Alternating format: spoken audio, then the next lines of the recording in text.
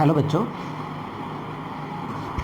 आज हम आपको अपनी इस वीडियो में ट्रांसलेशन सिखाने जा रहे हैं। जो एक हमारे ग्रामीण इलाकों की या हरियाणा में इंग्लिश एक बहुत बड़ी प्रॉब्लम है और इंग्लिश के बिना जो है बच्चे अच्छी स्ट्रीम में जाके भी अच्छा नहीं कर पाते हैं due to lack of English knowledge.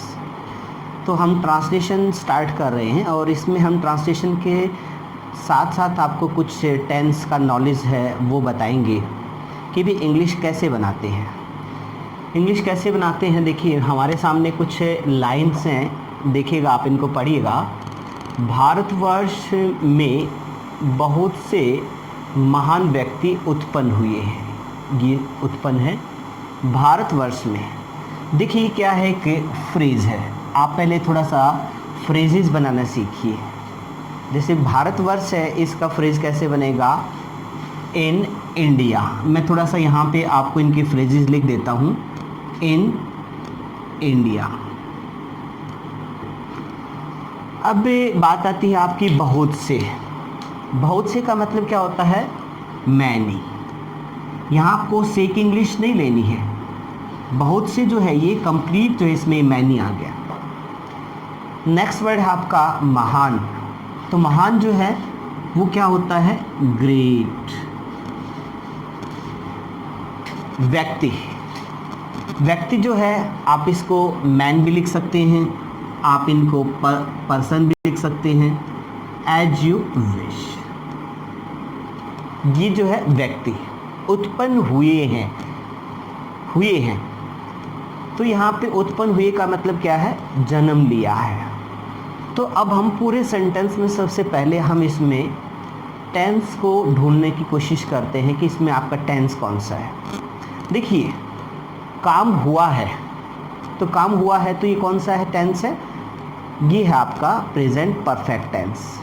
Present perfect tense में देखिए आप कोई काम चुका है, चुके हैं, चुके हैं, चुकी है आता है, या आ है, ए है, ई है, आते हैं। तो ये सारे के सारे सेंटेंस से जो है हम प्रेजेंट परफेक्ट टेंस से बनाते हैं। किससे बनाते हैं, प्रेजेंट परफेक्ट टेंस से। तो हमारा का जो सेंटेंस है इसमें हमको ये समझ आया कि इसमें टेंस कौन सा है। टेंस है इसमें आपका प्रेजेंट परफेक्ट टेंस। तो चलो हम इस सेंटेंस को ट्रांसलेट करने की कोशिश करते हैं। उत्पन्न का मतलब क्या होता है, जन्म लेना है, पैदा हुए हैं, जिसका मतलब बियर बॉर्न होता है। बियर का मतलब जन्म होना या जन्म लेना। तो अब इस सेंटेंस को हम कैसे बनाते हैं, देखिए आपको कैसे पता लगा कि भाई ये टेंस से जो है प्रेजेंट परफेक्ट है, हुआ है, हुए हैं, हुई है। तो ये है जो शब्द है ये आपका प्रेजेंट को शो कर रहा है।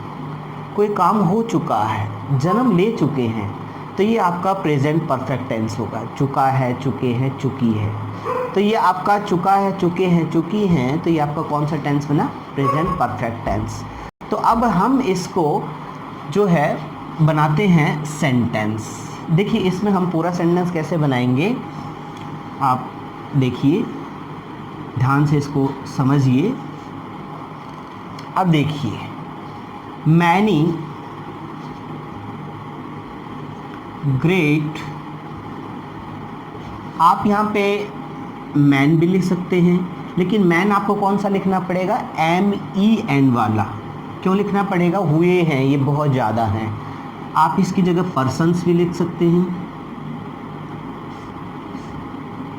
तो अब इसका जो वर्ब है, तो अब आप में टेंस की तरफ चलें तो जो प्रेजेंट परफेक्ट टेंस होता है तो उसमें हमारा क्या रूल होता है, सब्जेक्ट हैज़ या हैव प्लस वर्ब की थर्ड फॉर्म का प्रयोग करते हैं हम इसमें, और ऑब्जेक्ट।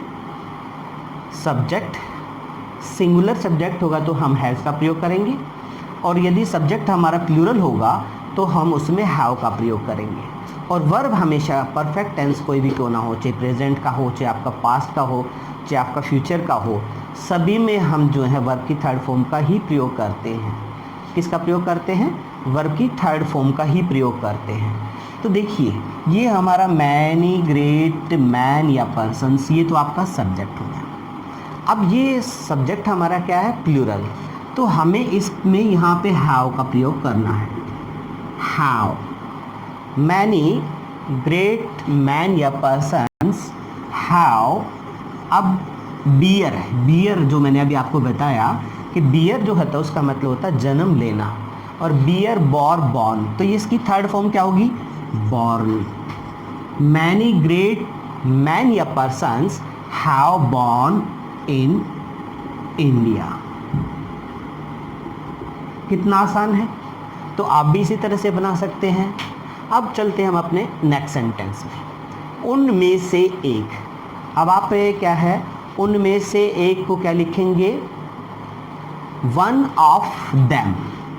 देखिए फ्रेज बनाते हैं, वन ऑफ देम, ये किसकी इंग्लिश बन गई? उनमें से एक। डॉक्टर सर्वपल्ली राधाकृष्णन थे, तो अब पास्ट की बात आती है, थे, यानी कि अब राधाकृष्णन इस दुनिया में नहीं है, तो वो थे का मतलब पास्ट।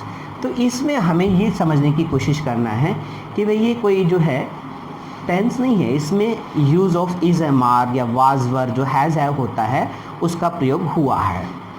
तो अब इसमें हम सेकंड सेंटेंस बनाते हैं। हमारा सेकंड सेंटेंस कैसे बनेगा? हमने यहाँ से सेंटेंस को स्टार्ट नहीं करना है, हमने सेंटेंस को स्टार्ट करना है doctor Sarvepalli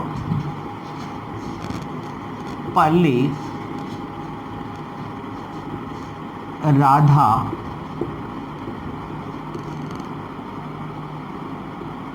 Krishnan was one of them। यहाँ पे देखिए was का प्रयोग किया है, किसका प्रयोग किया है? was।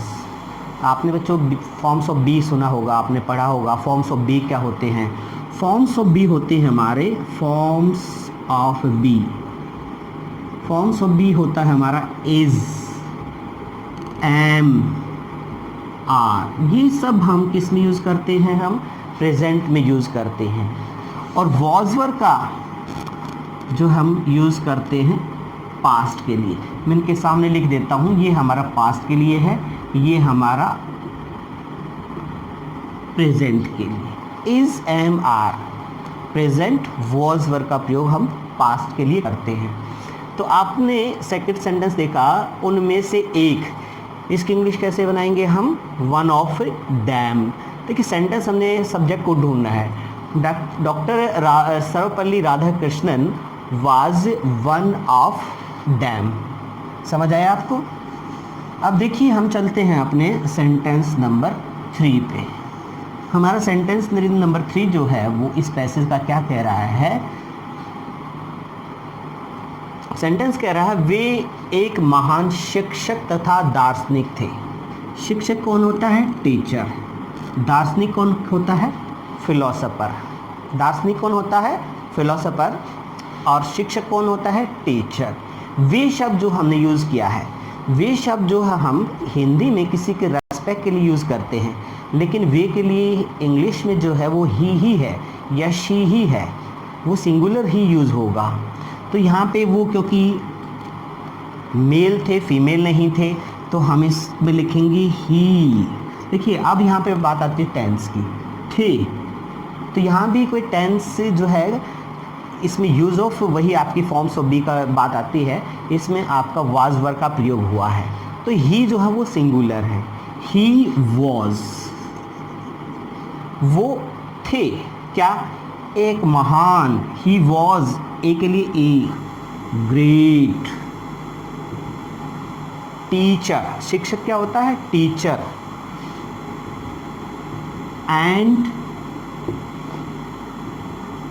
Philosopher, PHILOSH, philosopher, PHER। तो ये क्या है? वे एक महान शिक्षक तथा दार्शनिक थे। ये सेंटेंस नंबर 3 है आपका।